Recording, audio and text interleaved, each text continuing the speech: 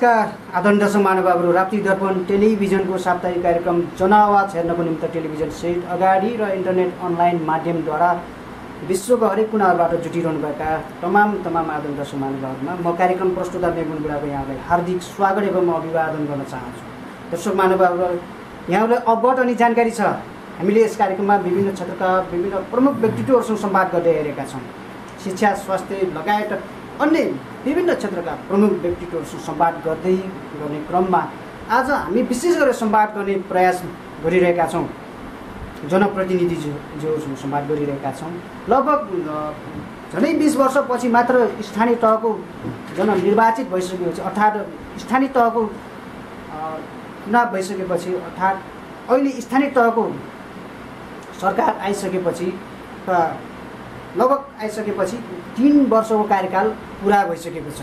जनप्रतिनिधिज्यूको 3 वर्षको कार्यकाल पुरा भइसकेको छ र 3 वर्षको कार्यकालमा उहाँहरूले के गर्नुभयो अहिलेसम्म नमुना कार्यहरू आफ्नो कार्यकालमा विशेष गरेर केलाई ग्राह्यता दिएर चाहिँ विकास निर्माणका कार्यहरू गरिरहनु भएको छ।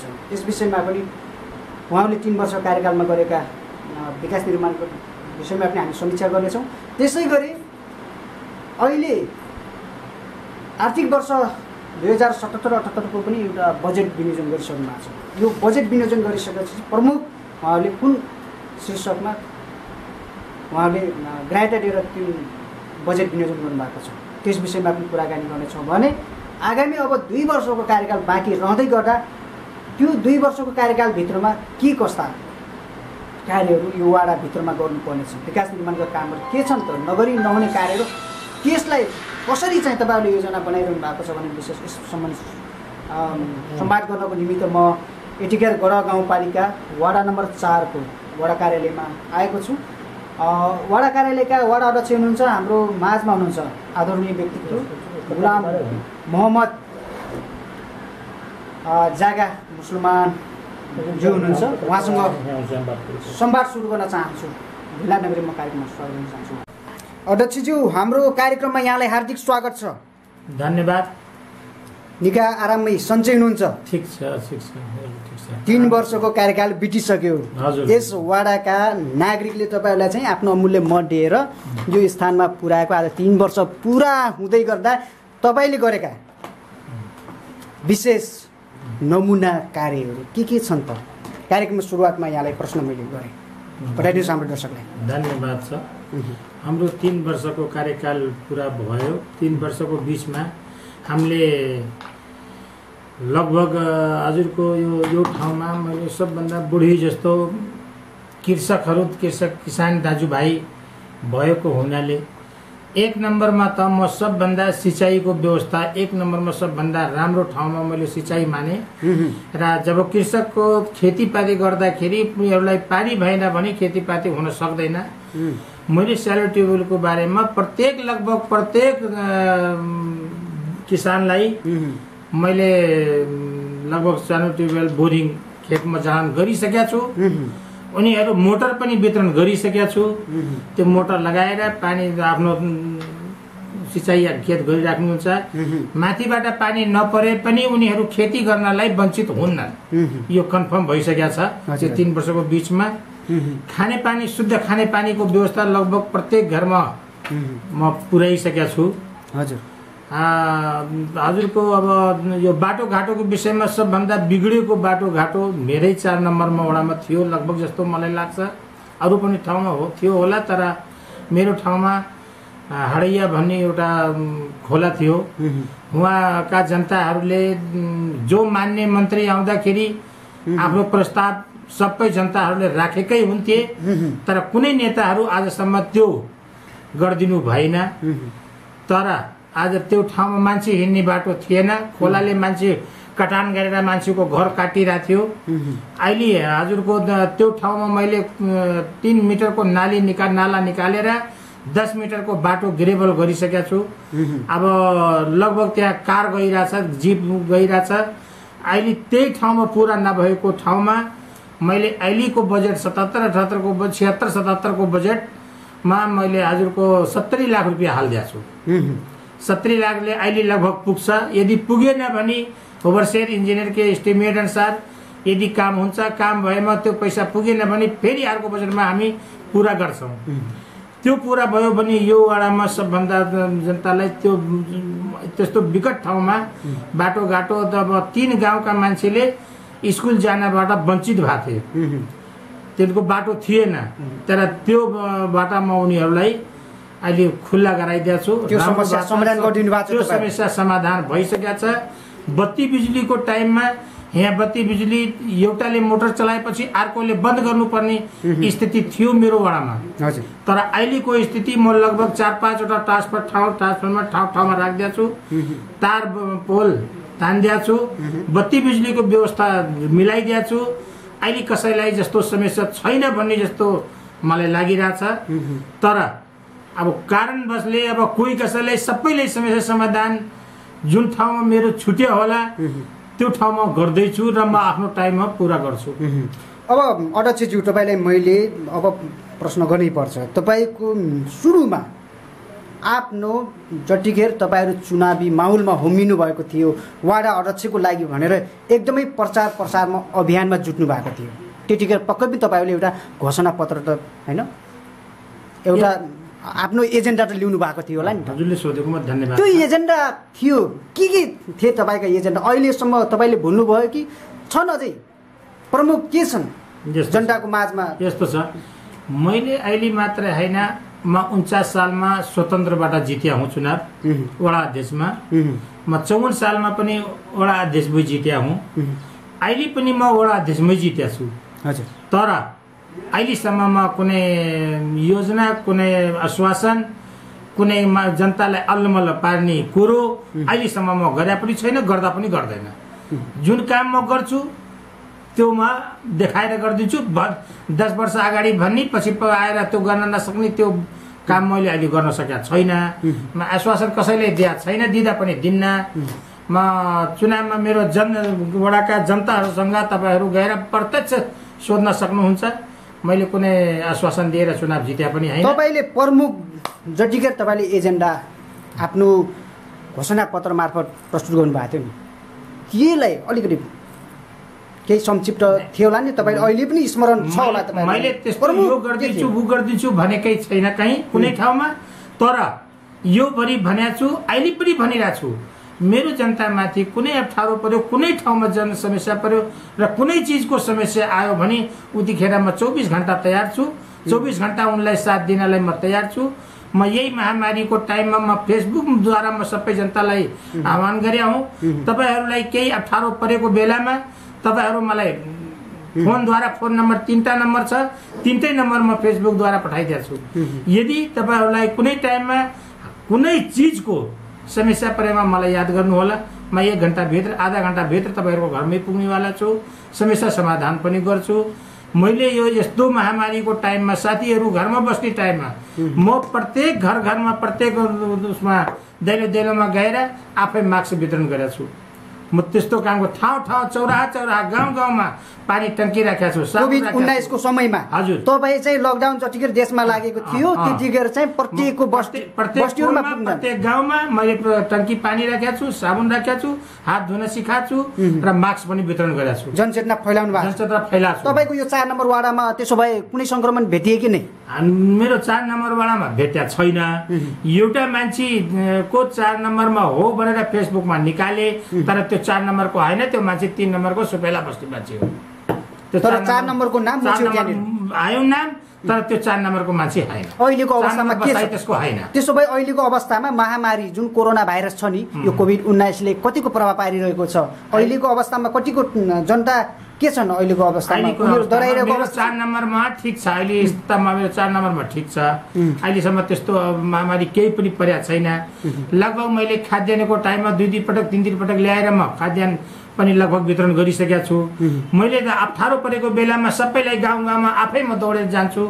म तपाईहरुले अप्ठ्यारो पर्यो जसको घरमा खानु छैन उलाई ल्याएर मैले आफ्नो ठाउँबाट म उलाई खाद्यान्न पनि अहिले पनि पुर्याइरहेको छु। त्यसो भए राहत पनि तपाईहरुले वितरण गर्नुभएको छ? कति पटक वितरण गर्नुभयो त? म 2 पटक गरे।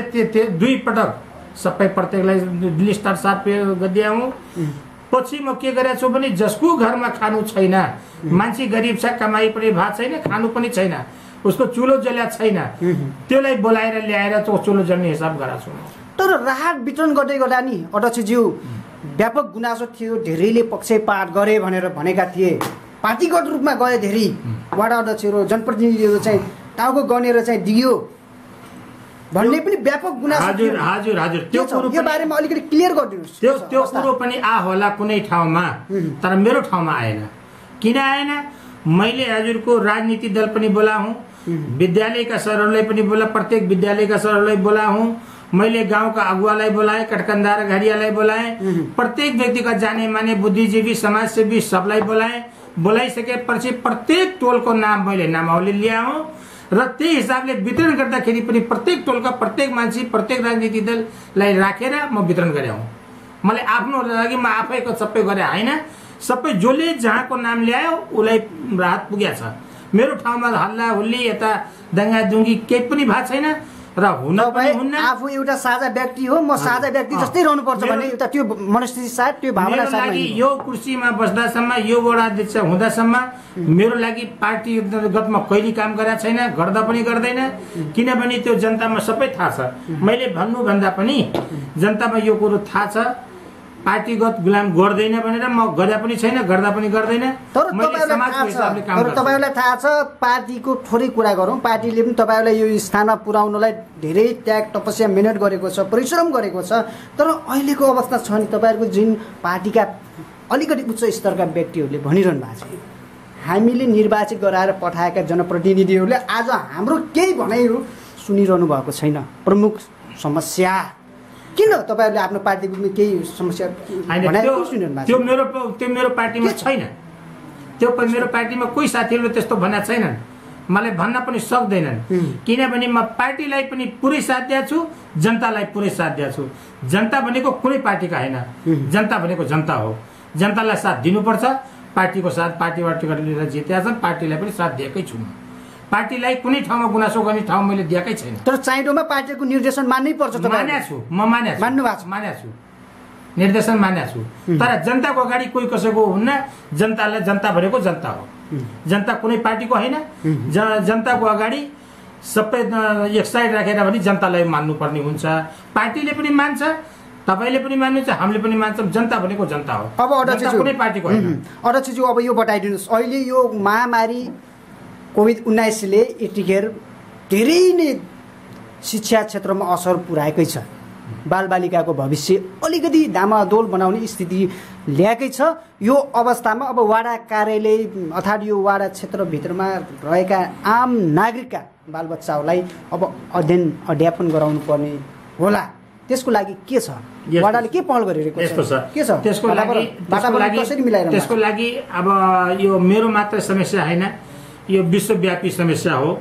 त्यसको लागि मैले मात्रै सबै गरेर केही पनि हुनेवाला छैन। तर म आफ्नो वडामा लगभग बच्चाहरूलाई एक ठाउँमा राखेर दूरी बनाएर शिक्षा दिनको लागि म व्यवस्था मिलाइरहेको छु। कुनै ठाउँमा मेरो सञ्चालन पनि भइसकेको छ, कुनै ठाउँमा हुँदैछ। आफू बचेर अरूलाई बचाउनेतिर मैले शिक्षाको बारेमा काम गरिरहेको छु। मेरो ठाउँमा लगभग म अब कुनै घरमा टोलमा यस्तो कुनै मान्छे एउटा राखेर अब शिक्षा पनि आवश्यक चिज हो। शिक्षालाई एकैचोटि लात्ती हानेर उता गराउनु पनि भएन। महामारीसँग पनि बस्नुपर्छ, तर शिक्षालाई छोड्नुहुन्न, शिक्षा पनि सिक्नुपर्छ। त्यसो भए सामाजिक दूरी कायम गर्न लगाउनु भएको छ तपाईँ? सामाजिक दूरी गराएर शिक्षा अध्यापन गराइरहनु गराइरहेको छु। हजुर, स्कुलमा नभए टोलमा भए पनि म गराइरहेको छु। बस्तीहरूमा पुगेर अलग त्यसको पनि समिति गठन गर्नु भएको छ होला नि तपाईँले? के छ? होइन, समिति गठन त्यस्तो भएको छैन। अब कोही सरहरूले अब गर्नुहुन्छ, अब मलाई आफ्नो हिसाबले हुन्छ। तर हामीले ठाउँमा गर्नुपर्ने सहयोग मैले गरेको छु आफ्नो ठाउँमा। अब यतिखेर महामारी कोरोना भाइरसले नि देशका तमाम युवाहरूलाई होइन अब बेरोजगारी त बनाएकै छ। तर हजुरको वाडाभित्रमा छन् नि ती युवाहरू, जति पनि बेरोजगारी युवाहरू हुनुहुन्छ, ती युवाहरूको लागि के छ? वाडा कार्यालयले के योजनाहरू बनाएको छ त? अब वाडा कार्यालयले यस्तो छ, वाडा कार्यालयमा एउटा फार्म छ प्रधानमन्त्री स्वरोजगार कार्यक्रमको। त्यो फार्म हामीले वितरण गराइरहेछौँ।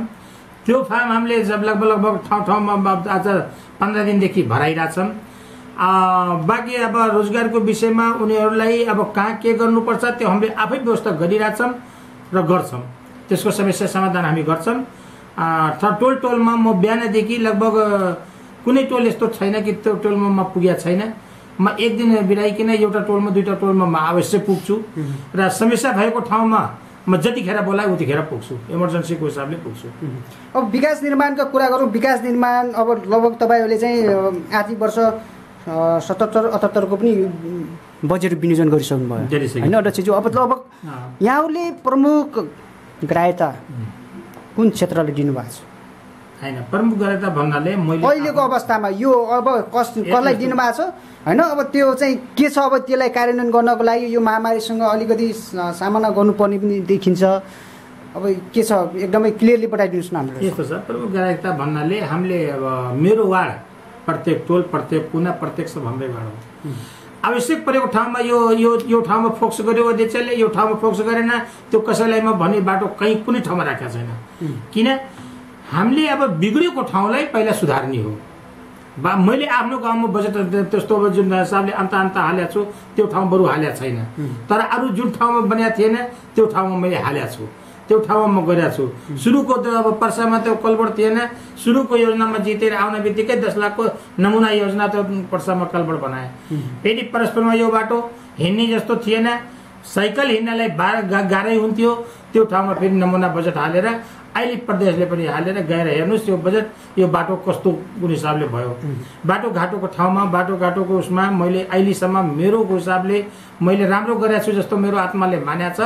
अब अरू सबैलाई कस्तो लागेको छ त्यो मलाई थाहा छैन, अब जनतामा कतिको प्रभाव परेको छ त्यो मलाई थाहा छैन, तर मैले गरेँ जस्तो लाग्छ र मैले कुनै टोल छोडेको छैन। मसँग कुनै व्यक्ति कुनै टोल अब प्रत्येक घरमा मैले पुग्न नसके हुनुपर्छ होला, तर जो साथीहरू जो जनता आउँछ यहाँ हजुरहरूले त्यो सोध्न सक्नुहुन्छ।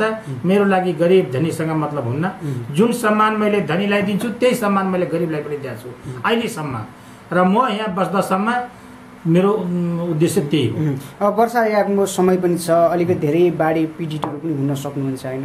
अब कतिपय डुमानमा परिरहेको अवस्था होला, कसैको पहिरो पनि गएको अवस्था होला, घरहरू अलिकति पहिरोको जोखिममा परिरहेको अवस्था होला। यो वाडा कार्यालयमा त्यस्तो छ कि छैन अध्यक्षज्यू? छ भने के गरिरहनु भएको छ? होइन, त्यस्तो मेरो वाडामा छैन। अब सानोतिनो आगलागी भयो भने म सुरुमा त्यहाँ पुग्न बित्तिकै मैले त्यहाँ आफ्नो व्यक्तिगत सहयोग पहिले गरिहाल्छु म। अब किनभने त्यो सरकारी काममा यो वडा कार्यालय र गाउँपालिका लिँदै 1 महिना लाग्छ, त्यसले गर्दाखेरि त्यो हल्का फुल्का मैले अब 2-4-10 हजार रुपियाँको काम म आफै पनि गर्छु। म वडा कार्यालयबाट आफ्नो दिन्न, म आफ्नो पकेटबाट गोजाबाट पनि दिन्छु र दिया पनि छु, अहिले पनि प्रमाणित छ, म दिया पनि छु। किन आवश्यक परेको टाइममा म घरबाट चाउल पनि दिएको छु, आफ्नो गोजाबाट पैसा पनि दिएको छु, तर आवश्यक परेको टाइममा मैले जनतालाई अप्ठ्यारो पर्न दिएको छैन। यदि अप्ठ्यारो परेर जनता अप्ठ्यारो पर्यो भने मलाई वडा अध्यक्षमा बस्नु छैन। कोही जनता आएर मेरो लागि म अप्ठ्यारोमा पनि तपाईँ वडा अध्यक्ष भएर मलाई गाह्रो छ भने 10-20 जना 25 जनाको समूह आएर भनिदिन्छ भने अहिले म छोडिदिन्छु। मलाई त्यस्तो छैन, मलाई स्वार्थ केही छैन। मलाई जनताको लोभ लाचारमा हुनुहुन्न, लोभ लाभमा मलाई मतलब छैन। बजेटहरूमा त्यहाँ कमिसन माग्ने, त्यसपछि होइन यो योजनाको यति कमिसन मलाई चाहियो भन्ने त्यो कार्य के छ तपाईँहरूबाट त्यो गर्ने त गर्नु भएको छैन? त्यो त हजुरले मसँग किन सोध्नु, मैले गरे पनि गर्दैन भन्छु, तर त्यो कुरो मेरो जनतामा गएर बुझ्नुहोस्। तर अध्यक्षज्यू त्यो गरेको पाइयो भने के छ त्यसको सजाय के? त्यो दिन जुन दिन गरेको पाइयो र मैले कोहीसँग कमिसन गरेको थाहा पाइयो भने त्यही दिनमा राजीनामा गर्छु, म वडामा बस्दैन। मलाई राजनीति चाहिएन, मलाई इज्जत चाहिए हो। म जनताको लागि सेवा गर्नलाई म आइसकेपछि मैले अरू जस्तो नाटक गरेर कमिसन खाने घुस खाने त्यो मसँग हुन सक्दैन। तर अवैध रूपमा अहिले क्रसर उद्योगहरू पनि धमाधम यहाँ सञ्चालन छन् होइन? राप्ती नदीको किनारमा एकदमै तपाईँको अवैधानिक रूपमा पनि तपाईँको चाहिँ बालुवा प्रशोधन गर्ने भनेर चाहिँ इजाजत ल्याउने, त्यसपछि गएर त्यहाँनिर गएर क्रसर उद्योग सञ्चालन गरिदिने त्यस्ता पनि भइरहेका छन्। त्योबाट जनप्रतिनिधिहरू एकदमै मेलोमेट्रोमा चाहिँ गएर रातारात कमिसन खाने खुवाउने त्यो प्रचलन छ भनेर व्यापक जनगुनासो छ अध्यक्षज्यू। आज यो क्लियरली तपाईँले बताइदिनुहोस् के छ यो 4 नम्बर वाडा कार्यालय? त्यो होला त्यो मलाई अब त्यो छैन भन्न मिल्दैन, तर त्यो क्रेसर मेरो वाडामा छैन। मेरो वडामा क्रेसर भएपछि त्यसको बारेमा मलाई केही थाहा हुन्थ्यो होला। अरूसँग मैले तैँले कति खाँदा तैँले कति के गर भनेर सोध्न जाने कुरो भएन, तर मेरो वडामा क्रेसर पनि छैन। मेरो वडामा त्यो 2 नम्बरी काम पनि भएको छैन। हुँदा पनि हुन्न, म गर्न पनि दिन्न र म आफै गर्दैन विरोध, त्यसको म आफै विरोधी छु। मेरो लागि त्यो कुनै जनता होस्, कुनै यो होस्, कुनै राम्रो होस् नराम्रो होस्, मेरो लागि सब बराबर हो। म अहिलेसम्म बराबर सम्झेको छु। अहिले पनि यो वडाका जनता हजुरहरूले जुटाउनु, हजुरहरूको सामने मैले भन्छु, मलाई 80% 90% मलाई जनता समर्थन गर्छन्, गर्दैनन्, त्यो अहिले हजुरहरूलाई सामने आउँछ। त्यसो भए अब यहाँको यो सामुदायिक वनहरूको अवस्था के छ त यहाँको वडा कार्यालयभित्र? सामुदायिक वनहरूको अवस्था अहिले अब मैले त्यस्तो निरीक्षण अब गर्न गएको छैन। धेरै ठाउँमा निष्क्रिय छन्, हेर्नुहोस्, नवीकरण गरेकै छैनन्। लगभग हाम्रो ठिक जस्तो छ। हाम्रो त त्यस्तो अवस्था त भएको छैन, किनभने म टाइममा म आफै पनि पुग्छु, समितिलाई भन्छु म राम्रोसँग गर्नु, यस्तो गर्नु, यस्तो नगर्नु, उस्तो नगर्नु, नियम सिकाउँछु, अरू गलत गर्न दिएको छैन। मैले स्वदेश अध्यक्षलाई के भन्छु भने तपाईँहरूले नियमभन्दा बाहिर जानुभयो भने मसँग केही नसोध्नु होला। नियम, अब वनको नियम के छ, नियम हेर्नुहोस्, काम गर्नुहोस्, मलाई सोध्नुपर्ने आवश्यक छैन। प्रहरी प्रशासन लगायत सम्बन्धित सरकारवाला निकायहरूसँगको सहकार्य समन्वय के छ यहाँको? कतिको एकदमै कसरी लाग्यो? ठिक छ, सबैको सहकार्य भइरहेछ, सपोर्ट छ, तपाईँले भनेको अनुसार सहयोग पाउनु भएको छ? पाइरहेछु, म पाइरहेछु, एकदमै पाउनु भएको छ। अब थोरै प्रशासन क्षेत्रतिरको कुरा गरौँ। कार्यालयका अब जनप्रतिनिधि र तपाईँको चाहिँ कर्मचारी बिचमा त्यति ट्र्याक खाइरहेको अवस्था हुँदैन, ठाउँ ठाउँमा हामी देखिरहेका हुन्छौँ। के छ यहाँको वाडा कार्यालयको अवस्था? अहिले त मेरो वडा कार्यालयको अवस्था त एकदम राम्रो छ, एकदम पुरा एउटै घर परिवार जस्तो एकदम राम्रोसँग मिलेर बस्ने, एकदम हाँसी खुसी हामी बसेका छौँ। जनताको हितमा काम गर्नु भएको छ? जनताको हितमा हामी सबै काम गरेका छौँ। जनतालाई निराश बनाएर फर्काउनु भएको छ? जनतालाई निराश बनाएर मेरो कुर्सी अब हजुरले पनि हेर्नुहोस्, मैले यस्तो आफ्नो ठाउँमा बसेको छु, जनता गेट छिरेकी जनतालाई, जनताको माथि मेरो आँखा परिहाल्छ र त्यो फर्केर जाँदा कि म आफै बोलाएर, आफै उठेर गएर बोलाएर उनको काम भयो भएन त्यो सोधेर मात्रै जान दिन्छु। म त्यस्तो गरेको छु। के छ कर्मचारी प्रश्न छ, पुगेको छ? कर्मचारी पुगेको छ तपाईँहरूले? पुगे त छैन कर्मचारी त आपुग छ, तर के गर्ने, मेरो मात्रै होइन, यो पुरै सबैको देशैको समस्या छ। तर पनि छ नि एउटा गाउँपालिकासँग पहल गर्ने,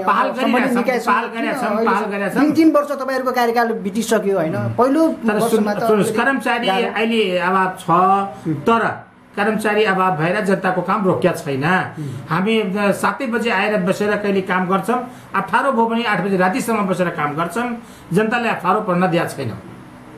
तपाईँहरूले चाहिँ हामीलाई भत्ता पनि चाहिएन, जनताको लागि हामी जतिखेर टाइम दिएछौँ, हामीलाई त्यही चाहियो। त्यस्तो के छ अध्यक्षज्यू? अब हामी कार्यक्रमको यो संवादको अन्त्यतिर पनि छौँ। यहाँलाई मैले सोध्न भुलेका र यहाँले चाहिँ भन्न खोजिरहनु भएको छ नि, यदि यो सोधेको भए म यो भन्थेँ होला भन्ने जुन तपाईँलाई लागिरहेको छ, इच्छा छ, त्यो अन्त्यमा बताइदिनुहोस् न दर्शकले। नै ठिक छ। अब त्यो अब सोधेको भन्नुभन्दा पनि हजुरले सोध्न त सोध्नु भएकै हो। अब मैले गरेका क्रियाकलाप सोध्नुभयो हजुरले। मैले अहिलेसम्म आफ्नो वडामा, आफ्नो वडाको 4 नम्बर वडाको मात्रै छुट्टै हामीले सार्वजनिक सुनवाई पनि म राखेँ। गाउँपालिकाको छुट्टै हुन्छ, तर मैले आफ्नो वडाको अहिले तेस्रो टाइम छ, अब यही भादोमा गर्छु। मैले 2-3 पटक गरिसकेँ, मैले सार्वजनिक सुनवाई पनि राखिदिन्छु, मैले सबै जनतालाई पनि बोलाइदिन्छु।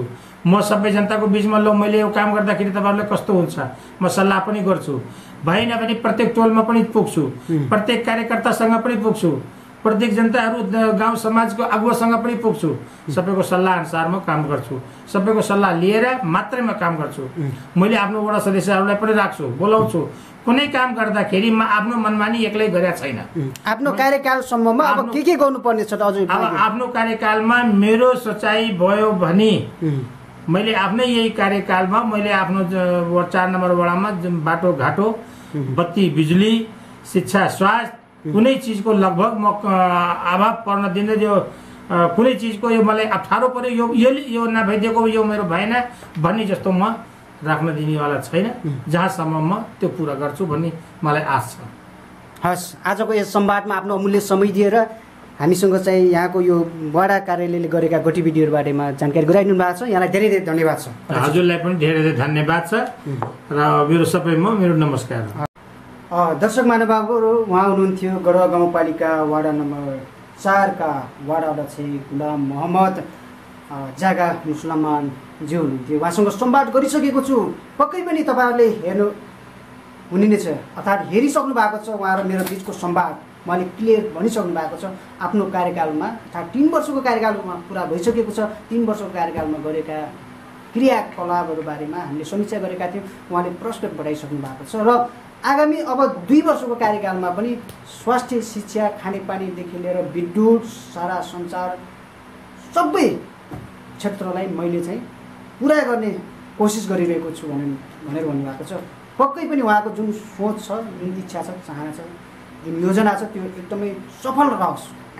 म मेरो व्यक्तिगत तर्फबाट र मेरो कार्यक्रमको तर्फबाट, राप्ती दर्पण टेलिभिजनको तर्फबाट पनि म उहाँहरूले शुभकामना दिन चाहन्छु। सक्सेस सफल रहोस्। र यतिन्जेलसम्म हाम्रो यो संवादलाई हेरेर साथ दिनुभएकोमा यहाँहरूलाई धेरै धेरै धन्यवाद दिन चाहन्छु।